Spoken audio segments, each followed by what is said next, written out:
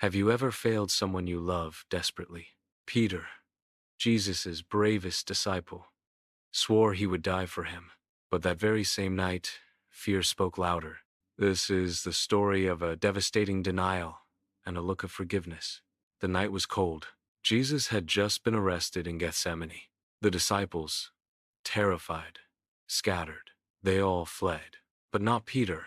Not completely. His heart was torn between overwhelming fear and his love for his master. He followed Jesus, but he followed him at a distance. He slipped into the courtyard of the high priest, where Jesus was being questioned.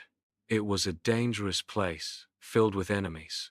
Peter blended in with the guards and servants, gathered around a fire. He was trying to warm himself from the cold of the night, and from the chill of his own fear. He was a shadow, trying to watch without being seen. Then, a servant girl saw him. The light from the fire lit up his anxious face. She looked at him and said, "You also were with Jesus of Galilee." Peter's heart froze. All eyes turned to him. Panic took over. He denied it. "Woman," he said loudly for everyone to hear, "I don't know him. I don't know what you're talking about." He got up, trying to escape the light, and moved toward the gateway, the first step away from his Lord. A little later, another girl saw him there. She said to the people nearby, "This fellow was with Jesus of Nazareth." The pressure mounted. He was being recognized. Peter denied it a second time. This time, he swore an oath. "I don't even know the man," he cursed. He used an oath to validate his lie. Every word was a stab into his own soul. About an hour passed. Jesus' interrogation continued inside. Peter's agony was growing. Then, others standing there came up to him. "Surely you are one of them," they said. "Your accent gives you away. You're a Galilean." They surrounded him. There was nowhere left to hide.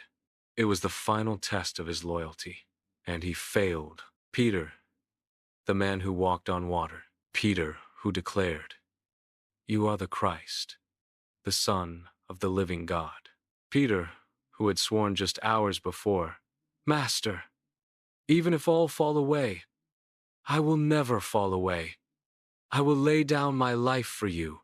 This same Peter began to call down curses on himself, and he swore, "I don't know this man you're talking about." He shouted his denial, and at the very moment the curse left his lips, the silence of the night was shattered. The rooster crowed. It wasn't an ordinary sound. It was the sound of prophecy fulfilled, the sound of his failure. At that very same instant, inside the courtyard, Jesus was being led by the guards. He stopped, and he turned, and he looked. He looked directly at Peter. Their eyes met across the courtyard. It wasn't a look of anger. It wasn't an "I told you so" look. It was a look of sorrow, a look of broken love, a look that said, "I knew you would, Peter, and I love you anyway." That gaze broke Peter's heart into 1,000 pieces. The memory of Jesus' words flooded his mind. "Before the rooster crows today, you will deny me 3 times." It was all true. Peter couldn't breathe. He ran out of the courtyard, stumbling into the darkness. He went to a solitary place, and there, alone with his shame and his pain, he wept. He wept bitterly. It was the cry of a broken man, the cry of someone who had seen just how weak his own strength was. Peter failed. He hit rock bottom. But Peter's story does not end in his tears. That look from Jesus, which brought the pain of conviction, also carried the promise of restoration.